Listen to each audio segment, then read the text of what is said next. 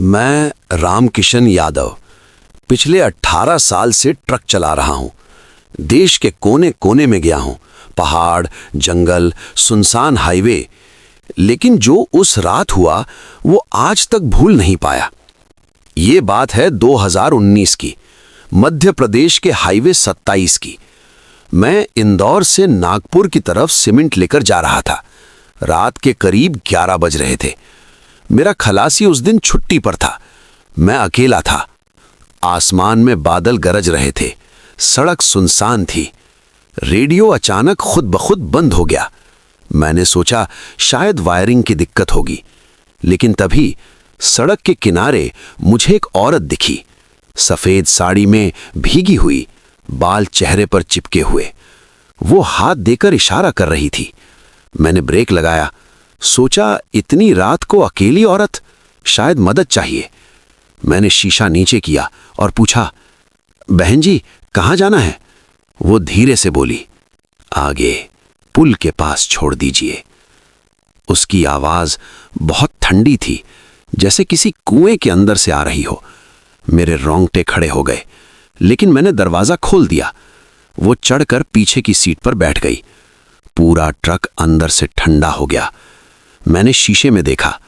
उसका चेहरा साफ नहीं दिख रहा था, सिर्फ उसकी आंखें पूरी काली। मैंने गाड़ी आगे बढ़ाई। 10 मिनट बाद मैंने पीछे देखा, सीट खाली थी। मैंने सोचा शायद नीचे उतर गई होगी, लेकिन ट्रक तो चल रहा था।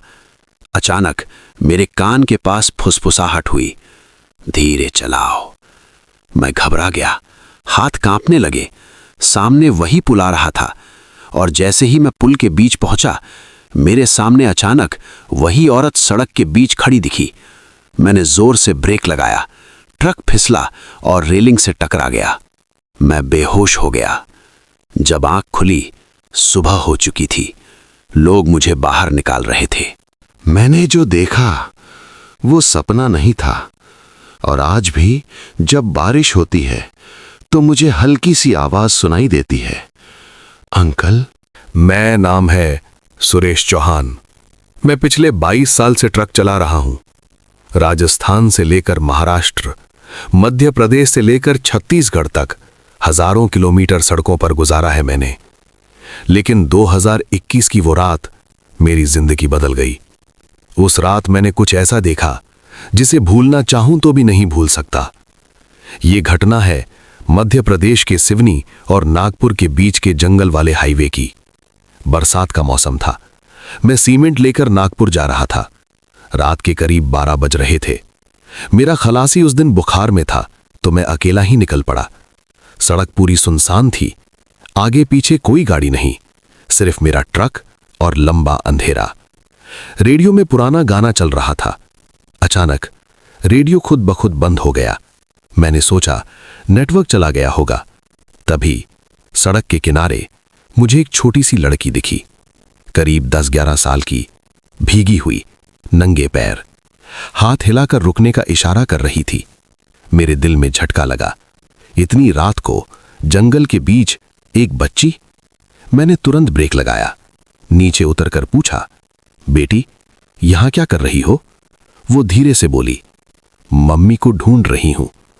उसकी आवाज बहुत हल्की थी, जैसे दूर से आ रही हो। मैंने पूछा, घर कहाँ है तुम्हारा? वो बोली, पुल के पास। वही पुल जो इस हाईवे पे सबसे खतरनाक माना जाता है। लोग कहते हैं वहां अक्सर हादसे होते हैं। मैंने सोचा बच्ची है, मदद करना जरूरी है। मैंने उसे ट्रक में बैठा लिया। जैसे ही वो चढ़ी, पूरा केबिन ठंडा हो गया। मेरे हाथ कांप गए। मैंने शीशे में देखा, वो पीछे चुपचाप बैठी थी, बाल चेहरे पर चिपके हुए। मैंने पूछा, नाम क्या है तुम्हारा? वो बोली, राधा। मैंने गाड़ी आगे बढ़ाई। 5 मिनट बाद मैंने पीछे देखा, सीट खाली थी। मैं घबरा गया, ब्रेक लगाया, नीचे उतरा। चारों तरफ अंधेरा, कोई नहीं। तभी मेरे पीछे से आवाज आई, अंकल। मैंने मुड़कर देखा, वही बच्ची सड़क के दूसरी तरफ खड़ी थी, लेकिन इस बार उसकी आंखें पूरी सफेद थीं। मेरे पैरों तले जमीन खिसक गई। मैं ट्रक की तरफ भागा। दरवाजा बंद किया और गाड़ी स्टार्ट की। इंजन स्टार्ट नहीं हुआ। 3 बार कोशिश की, कुछ नहीं। तभी ट्रक के ऊपर से किसी के चलने की आवाज आने लगी। धड़ धड़ धड़, जैसे कोई छत पे चल रहा हो। मैंने ऊपर देखा, कुछ नहीं, लेकिन आवाज बढ़ती जा रही थी। अचानक सामने शीशे पर छोटे छोटे हाथों के निशान उभर आए, गीले, जैसे किसी ने अभी छुआ हो। मैं रोने लगा, भगवान का नाम लेने लगा, हे राम बचा लो। तभी मेरे मोबाइल पर कॉल आया। स्क्रीन पर लिखा था घर। मैंने कांपते हाथों से उठाया। उधर से मेरी पत्नी रो रही थी। वो बोली, सुरेश अभी मत आना उस पुल के पास। मैं चिल्लाया, क्यों? वो बोली, टीवी में खबर आई है, आज शाम एक बच्ची अपने माँ बाप के साथ पुल से गिर गई, तीनों की मौत। मेरे हाथ से फोन गिर गया, क्योंकि मैं जिस पुल के पास खड़ा था वो वही पुल था। अचानक इंजन खुद ब खुद स्टार्ट हो गया। सामने सड़क पर मुझे वही बच्ची दिखी। इस बार उसके साथ एक औरत भी थी, शायद उसकी मां। दोनों मुझे देख रही थीं, लेकिन उनके चेहरों पर गुस्सा नहीं था, दर्द था, बहुत गहरा दर्द। बच्ची ने धीरे से हाथ हिलाया, जैसे अलविदा कह रही हो। फिर दोनों धुंध में गायब हो गईं।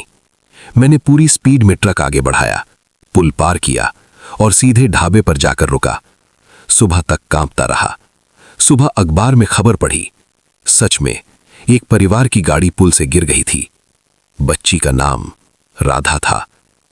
उस दिन के बाद मैंने हर महीने उस पुल पर रुककर एक छोटा सा खिलौना रखना शुरू किया। और अजीब बात, उसके बाद वहां हादसे कम हो गए। आज भी जब मैं उस रास्ते से गुजरता हूं तो ट्रक के शीशे पर हल्का सा हाथ का निशान दिखता है।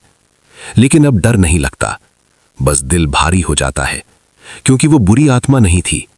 वो सिर्फ अपनी मां को ढूंढ रही थी, और शायद किसी ऐसे इंसान को जो उसे आखिरी बार सुन ले। ये कहानी मेरी जिंदगी की सच्चाई है, मैं कसम खाता हूं। मैं ट्रक ड्राइवर हूं, और जो मैंने देखा वो आज तक किसी को पूरा नहीं बताया। मेरा नाम रघुवीर सिंह है। लोग मुझे हाईवे का शेर कहते थे।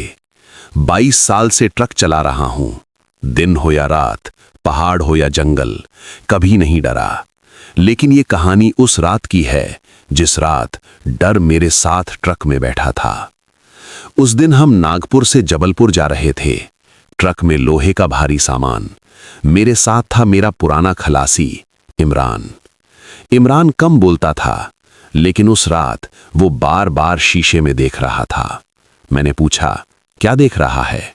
उसने कहा, साहब पीछे कोई बैठा है।